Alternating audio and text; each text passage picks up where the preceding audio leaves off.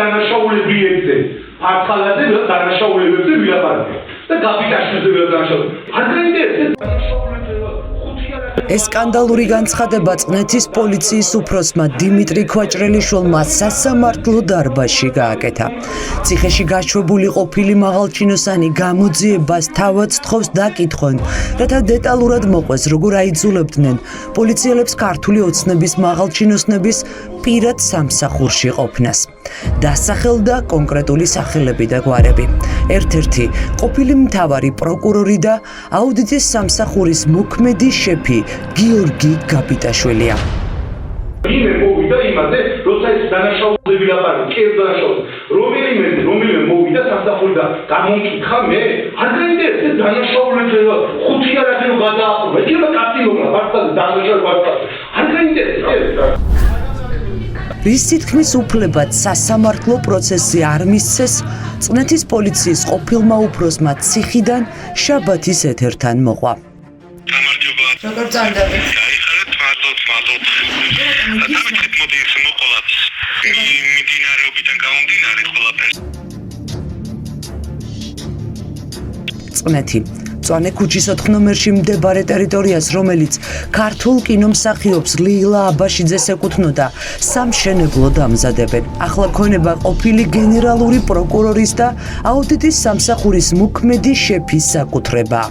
802 კვადრატული მეტრი მიწა წყნეთის ტყის პირას, ორსართულიანი სახლით ჩინოვნიკმა სახალხო არტისტის ოჯახისგან 2021 წელს იყიდა და მასში 9 მილიონ ლარზე მეტი გადაიხადა. ანგრევდნენ. აი მაშინ გავიდა ეს პროკურორმა იყიდაო და უნდა აშენოსო სახლი. და მეტი აღარ აღწია. როდის დაანგრიეს ეგ სახლი? ეს შარშანწინ. შარშან შეღობეს. ემზადებიან ასაშენებლად? ალბათ აბა რაზე იყიდიდა ეს. ქართველი მსახიობის მიერ წლების წინ აშენებული სახლი თაღოვანი ფანჯრებით ისე დაანგრიეს, რომ შენობის დემონტაჟის ნებართვა თბილისის მერიას არ გაუწია. ირკვევა, რომ ახალი სახლის ჩასადგმელად 100-წლოვანი ფიჭვისა და ნაძვის უნიკალური ხეების ნაწილი მოჭრეს. ადგილობრივებმა ხეების უკანონო ჭრის გამო ადგილზე პოლიცია გამოიძახეს, თუმცა წყნეთის პოლიციის ყოფილი უფროსი ყვება, რომ საქმის ჩაფარცხვა და დანაშაულის რეაგირების გარეშე დატოვება მას ზემდგომებმა დაავალეს. მწვანე ქუჩა, რო დაგვინახავთ, რომ შეგვაჩი ერთ-ერთმა ხანში შესვლის 70-მდე მამაკაცი იქნებოდ, თხოვა დახმარება, ჩემ სამეზობლად გვერდზეო ხის ჭრა მიმდინარეობსო. მიგონიშნა შემთხვევის ადგილას იქვე იყო ახლოში, მივედით და ხედავთ მართლა ეს ფაქტი დადასტურდა რა, ეს კაციც იქ იყო და იქ იყო ერთ-ერთი მამაკაცი, რომელიც ამას ხელმძღვანელობდა, როგორც მე გამეცნო, იყო ამ ნაკვეთის პრარაბი, იმიტომ რომ აქ უნდა ვაშენოთ სახლი და ხის ჭრა უშლის ხეები და იმიტომ ჭრიო და სურათები და იქ შემთხვევის ადგილზე გადაღებული სათემი ყველაფერი გადაგზავნილი მაქვს. წყნეთის პოლიციის ყოფილი უფროსი ამტკიცებს, რომ პროკურატურის მაღალჩინოსნის მიერ სასახლის ასაშენებლად ხეების უკანონოდ მოჭრის საქმის ჩაფარცხვა მას ძველი თბილისის მთავარი სამმართველოს უფროსის პირველმა მოადგილემ ფილიმონ აბრამიშვილმა დაავალა. პირდაპირ უთხრა, რომ გიორგი გაბიტაშვილის უკანონობაზე გამოძიების დაწყება სამსახურის დაკარგვად დაუჯდებოდა. ამერიკა უშუალოდ ჩემმა ერთ-ერთმა ხელმძღვანელმა ძველი თბილისის მთავარი სამმართველოს მოადგილემ ფილიმონ აბრამიშვილმა და მითხრა, რომ დიმიტრი, ეს ნაკვეთი არის გენერალური პროკურატურის პირველი მოადგილის გიორგი გაბიტაშვილისო, ეგ სიტუაცია მან სანამ ამოვალ შეეცადო დააწყდა, რომ მეუბნები, რომ მეთქი რა ვქნა, უნდა საქმე ფიზიკურად უნდა აღიძრას, იმიტომ ფაქტი მოხდარია. მან მითხრა, დიმა, გენ პროკურორის პირველი მოადგილის ნაკვეთია. ეხლა შერაგინა სამსახურიც გვერდზე დაგჭირება და ბოლოს ისე მოხდება, რომ შეიძლება თავისუფლებას კი დაკარგო. შინაგან საქმეთა ყოფილი მაღალჩინოსნის ინფორმაციით ძველი თბილისის პოლიციის უფროსის მოადგილეს საქმის მოგვარება პირადად გიორგი გაბიტაშვილმა სთხოვა. ქვაჭრელიშვილის თქმით, როდესაც ადგილობრივების დამშვიდება შეძლეს საქმის მოგვარებისთვის, მადლობის სათქმელად მას გიორგი გაბიტაშვილი დაუკავშირდა და უთხრა, რომ მომჩივანთა გაჩუმებით დიდ შარს ააცილა.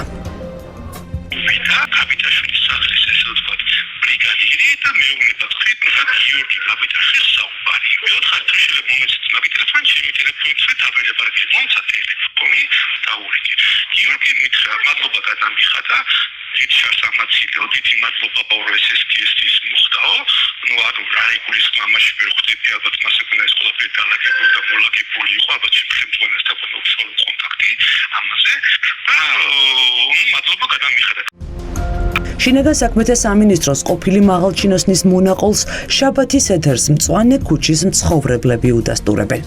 ადგილობრივები ყვებიან, რომ პოლიციის გამოძახება მას შემდეგ მოუწიათ, რაც მთავარმა პროკურორმა ახალი სახლის ასაშენებლად საჭირო ტერიტორიის გაფართოება გადაწყვიტა და ხის მჭრელები მიიყვანა. გაბიტაშვილის მომავალი მეზობლები გვიყვებიან, რომ პოლიცია ადგილზე მივიდა, თუმცა სამართალდამცველები მხოლოდ გაფრთხილებით შემოიფარგლნენ და კანონდარღვევისთვის ჯარიმაც კი არ გამოუწერიათ. Один раз мы вызывали полицию, когда там начали пилить сосны. Полиция пришла там что-то. Сказала, нельзя. Ни в коем случае. Каждое дерево 300 лари. Штраф. И вы писали штраф? Нет. За одно не выписали. Они свалили. Такая сосна была шикарная. Видно, забор ровно не помещался. Вот они это. პოლიციის ექს-მაღალჩინოსანი ამტკიცებს, რომ გაბიტაშვილის უკანონობაზე თვალის დახუჭვის მითითებას მოწმეებიც ჰყავს. გამომძიებელი ვიქტორ ხუნდაძე და არსებობს მის ტელეფონში მიმოწერის მტკიცებულებაც, რომელიც საგამოძიებო უწყებამ ჩამოართვა. მარტივი კითხვა გვაქვს ბატონო, რადგან გაიგეთ, რომ პროკურორ გაბიტაშვილს ეკუთვნოდა მიწა, ამიტომ არ მოახდინეთ რეაგირება, ვისი მითითება იყო? შინაგან საქმეთა სამინისტროს ყოფილი მაღალჩინოსნის ამბობით სახეზეა სამსახურეობრივი უფლებამოსილების ბოროტად გამოყენება, როდესაც ექს-მთავარი პროკურორი და აუდიტის სამსახურის მოქმედი შეფი პოლიციელებს ავალებდა, მის ჩადენილ უკანონობაზე ხმა არ ამოეყოთ. ამ ძიმე ბრალდებებზე პასუხების მოსასმენად ჩვენ ახლა სახელმწიფო აუდიტის სამსახურის უფროსთან მივდივართ. ბატონო საბა, გითხრას არ შეხვედეთ კომუნიკაციაში, მაგრამ იქნებ შემოხვიდეთ კომუნიკაციაში. სახელმწიფო დაცვის სპეციალური სამსახური იცავს ისევ გიორგი გაბიტაშვილს? თქვენ გალაპარაკებთ ბატონო საბა. არაერთი მცდელობის მიუხედავად გიორგი გაბიტაშვილმა ჩვენს კითხვებს არ უპასუხა. ის იმალება. ბატონ გიორგი სამსახურში არ დადის ხოლმე? 11 საათია და ესე გამოდიხართ ხოლმე და ლიფტი უნდა გამოუწახოთ? თუ რატომ ხავთ გაჩერებული ბატონო საბა ლიფტი? ესეც თქვენს მოვალეობაში შედის, რომ ლიფტი გამოუწახოთ?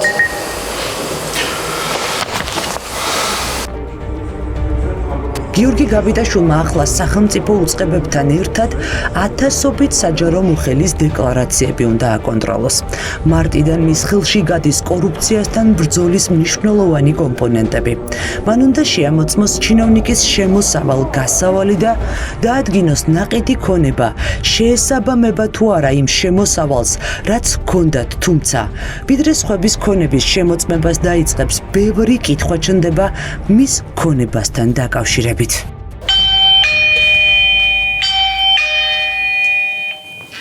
11 საათი და 25 წუთი გიორგი გაბიტაშვილის სამსახურში ჯერ კიდევ არ წასულა. მზიური რეზიდენციას მდიდრული რეზიდენცია და 2 ავტოსადგომი სახელმწიფო აუდიტის სამსახურის შეფის სახელზე ოფიციალურად 2025 წლის 29 სექტემბერს გადაფორმდა, თუმცა შაბათის ეთერის ჟურნალისტური გამოძიებით დადგინდა, რომ 2025 წლის 20 მაისს გიორგი გაბიტაშვილი უკვე ამ სახლში ცხოვრობდა. ბინა ოფიციალურ რეგისტრაციამდე მის საკუთრებაში ბევრად ადრე გადავიდა და სავარაუდოდ გადამალვის მიზნით სამშენებლო კომპანიის სახელზე იყო რეგისტრირებული. გაბიტაშვილმა ქონება მხოლოდ მას შემდეგ გაიფორმა, რაც ჩვენ მთელ საქართველოს მოუყევით, რომ საქართველოს მთავარი პროკურორი ფაქტობრივად ფლობდა ამ აქტივს. ეს ისტორია ამით არ მთავრდება. შაბათის ეთერმა მოიპოვა გიორგი გაბიტაშვილსა და სოფლის მეურნეობის მინისტრის დავით სონგულაშვილის ძმის სამშენებლო კომპანიას შორის 2025 წლის სექტემბერში გაფორმებული ნასყიდობის ხელშეკრულება. ამ დოკუმენტში წერია, რომ გაბიტაშვილმა 203 კვადრატულ მდიდრულ აპარტამენტში 182,880 დოლარი გადაიხადა. ანუ 1 კვადრატულ მეტრ ფართში $900, რაც არსებული საბაზრო ფასების დინამიკით არარეალისტურია. კორპუსში, რომელიც მზიურს გადაჰყურებს 1 კვადრატული მეტრი ბინის ფასი $3,000 აღწევს. ჩნდება კითხვა, სამჯერ უფრო იაფად მისცა მინისტრის ძმამ ჩინოვნიკს სახლი თუ თანხა დოკუმენტებში ფიქტიურად ჩაწერეს. მწვანე ქუჩის 4 ნომერში ფიჭვის ხეების უკანონო ჭრა გიორგი გაბიტაშვილისთვის წაყენებული ერთადერთი ბრალდება არ არის. წყნეთის პოლიციის ყოფილი უფროსი დიმიტრი ქვაჭრელიშვილი ამტკიცებს, რომ გაბიტაშვილს მთავარი როლი ჰქონდა ოთარ ფარცხალაძის წინააღმდეგ მტკიცებულებების განადგურების მცდელობის საქმეში. პოლიციის პოლკოვნიკის მონათხრობის მიხედვით აი რა მოხდა.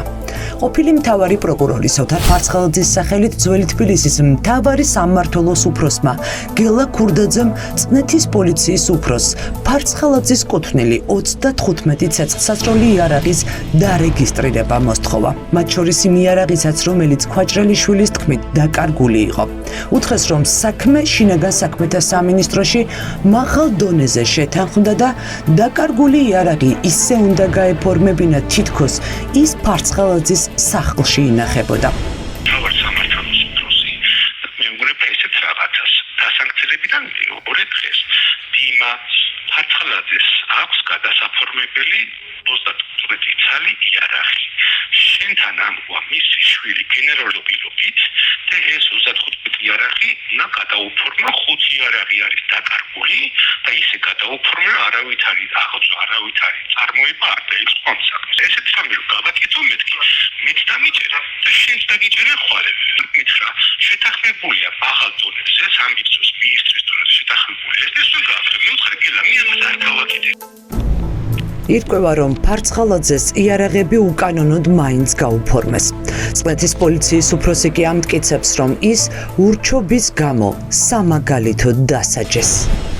პოლიციის კანცელარიის გავლით გაკეთდა უკანონოდ და მომსახურების სააგენტოში წავიდა ეს აღნიშნული ცნობა. გადაფორმა ეს აღნიშნული იარაღი არის დაბანაშაო იარაღები, როცა არის დაკარგული, ჩვენ ვიწყებთ ამ იარაღებზე მოძიებას. ხომარი არის ამ იარაღებით რაიმე დანაშაული ჩატეხილი, კოლელობა, დაჭრა, რაიმე სადმე ხო არ ფიქსირდება. მათ არ უნდა ამის გამოძიების დაწყება. ჩემი ვარაუდი და იმიტომაც უნდა რომ გადაფორმებულიყო აღძვლის გარშე. წყნეთის პოლიციის უფროსი ამბობს, რომ სწორედ ფარცხალაძის საქმე შეეწირა მისი თანამდებობაც და თავისუფლებაც. დიმიტრი ქვაჭრელიშვილს ბორკილები ქრთამის აღების და უფლებამოსილების ბოროტად გამოყენების ბრალდებით 2024 წლის იანვარში დაადეს. პოლიციის პოლკოვნიკი ამტკიცებს, რომ საქმე მის წინააღმდეგ შეკერეს, რადგან იცოდნენ, რომ მას ჰქონდა მტკიცებულებები, როგორ გააყალბეს შინაგან საქმეთა სამინისტროს მაღალჩინოსნებმა ფარცხალაძის დაკარგული იარაღის დასადეკლარირებლად დოკუმენტები. მეროდაცებულში ყოფნის პერიოდში ჩემთან შემოვიდა გამომძიებელი ირაკლი ბრექვაძე. მომაყოლა ფარცხალაძეზე ყველაფერი, რაც კი ვიცოდი, მეუბნება ესეთ რამეს. თუ გაგიშვებთ, შენ ხო მომცემ ამ დოკუმენტებს, რაც ფარცხალაძე შენ კომპრომატები გავს და მერე ერთად გაბანაწყვეტ. შეუძლებელია რიჟამაძის გენპროკურორის მოადგილის გარეშე და გაბიტაშვილის გარეშე ეგეთი გაწევა მიიღოს ჩვეულებრივმა გამოძიებამ. მისი დავალებით სთავაზობდა თავისუფლების სანაცვლოდ მტკიცებულებების განადგურებას და იყო თუ არა დავალებების გამცემი მთავარი პროკურორი გაბიტაშვილი. ჩვენ ამ ინფორმაციის გადამოწმება დასახელებულ გამომძიებელთან ვცადეთ, თუმცა ირაკლი ბრეგვაძე შაბათის ეთერის კამერის გამოჩენისთანავე გაიქცა. რამდენიმე კითხვა გვაქვს თქვენთან. რა საკითხთან დაკავშირებით? ქოჭკალიძეს საქმესთან დაკავშირებით. მაგ საკითხზე ვერ ქოჭკალიძეს, კი ბატონო, მის ციხიდან ბოდიში ბავშვები ყავს. გაბიტაშვილის დავალება იყო. კი ბატონო, დაგელოდებით, ვისი დავალება იყო, ეგ მაინტერესებს. პოლიციის პოლკოვნიკი დიმიტრი ქვაჭრელიშვილი ციხეში 15 წლიანი მუხლით რუსეთის მოქალაქის ერთი ჩვენების საფუძველზე ჩასვეს. მომჩივანი სერგეი ეროშკინი ამტკიცებს, რომ წყნეთის პოლიციის უფროსმა მას საკუთარ კაბინეტში მუქარით $3,500 გამოსცალა. გამოძიებისთვის მიცემული ჩვენების მიხედვით ეროშკინი პოლიციელებმა სახლში მიმავალი აიყვანეს და პოლიციის შენობაში მას ნარკოტიკის ჩადებით ემუქრებოდნენ. ნარკოტიკის მიღება აიძულეს და სახლში მხოლოდ ფულის გადახდის შემდეგ გაუშვეს, მაგრამ ნარუშკინის ორგანიზმში ექსპერტიზის ჩატარების შემდეგ ნარკოტიკი არ აღმოჩნდა. ამის მიუხედავად მისი ჩვენება არასანდოდ არ მიიჩნიეს. თითქოს ეროშკინმა მეორე დღეს დაუკავშირდა მის ერთ-ერთ ახლობელს და შეატყობინა ამ ყველაფრის შესახებ, რაც მოხდა წყნეთის პოლიციის განყოფილებაში. ამ ადამიანს ყავდა უშიშროებაში და სუსში ერთ-ერთი პიროვნება თავის მეგობარი და შესთავაზა, რომ მოდი, მე და ეს მეგობარი ახლა ვართ ერთ-ერთ სავანტყოფოში ერთად, მოდი და მოგვიყევი ამ ფაქტის შესახებ. შემდგომ სუსის წარმომადგენელმა გენერალურ ინსპექციაში ყოფილ მოადგილეს დავით მინდიაშვილს დაუკავშირდა, ის თავის თანამშრომელთან ერთად მოვიდა და ეროშკინი წაიყვანეს 16 იანვარს. ერთი დღის განმავლობაში ადამიანი გაქრა. ერთი დღის მანძილზე რაღაც საგამოძიებო მოქმედებები ჩატარდა, რომელიც ოფიციალურად საქმეში არ ჩანს, მაგრამ ეს ადამიანი ყვება ამ სასამართლოში. დავარაუდოდ ერთი დღით ადრე ყველაფერი განხორციელდა და გარემოებები მოიკვლიეს, ალბათ რაღაც დაიგეგმა კიდეც, რთული სათქმელია, იმიტომ რომ ამას არ იკვლევს არც საქალაქო სასამართლო, არც გენერალური პროკურატურა ახალ საჩივის საფუძველზე. ვინ არის ანდრეი ეროშკინი, რომლის ჩვენების საფუძველზეც პოლიციის პოლკოვნიკი დააკავეს. დიმიტრი ქვაჭრელიშვილი გამოძიებას უყვება, რომ რუსეთის მოქალაქე პოლიციის ინფორმატორია და ის მის განყოფილებას ოპერატიულ დამუშავებაზე დიდი ხნის განმავლობაში ჰყავდა. წყნეთის პოლიციის უფროსის ინფორმაციით ეროშკინი სამართალდამცველებს შეუთანხმდა, რომ დაიმაგრებდა მოსასმენ აპარატურას და ნარკორეალიზატორების კარზე მიიყვანდა. საქმე ეხება 6 კილოგრამის ოდენობის კოკაინს და მეტამფეტამინის ლაბორატორიას. თუმცა შეხვედრიდან მეორე დღეს ეროშკინი საგამოძიებო სამსახურის მოწმედ იქცა წყნეთის პოლიციის უფროსის საქმეში. დიმიტრის აქვს მობილურ ტელეფონში არაერთი მტკიცებულება, რომელიც მხოლოდ საკუთარ სიმართლეს ადასტურებს. მათ შორის ცნობა გადაგზავნილი თავის უფროსთან 2023 წელს, რომელთაც აუწყებს, რომ ეროშკინი არის მისთვის საინტერესო პიროვნება, გამოძიებისთვის საინტერესო პიროვნება და მას ოპერატიულად შეიძლება შემდგომში დამუშავება მიზანმიმართული იყოს იმისათვის, რომ დანაშაულები გაიხსნას. ასევე არსებობს არაერთი მიმოწერა, რომლითაც ატყობინებს ის კონკრეტულ ხელმძღვანელობას სხვადასხვა უკანონო მოქმედებებთან დაკავშირებით. როგორ მუშაობს სისტემა? შინაგან საქმეთა სამინისტროს ყოფილი მაღალჩინოსანი ამბობს, რომ თანამდებობის პირები იყენებენ ძალაუფლებას, იძლევიან უკანონო დავალებებს და ის, ვინც უარს ამბობს, ან სამსახურის გარეშე რჩება, ან ციხეში ხვდება.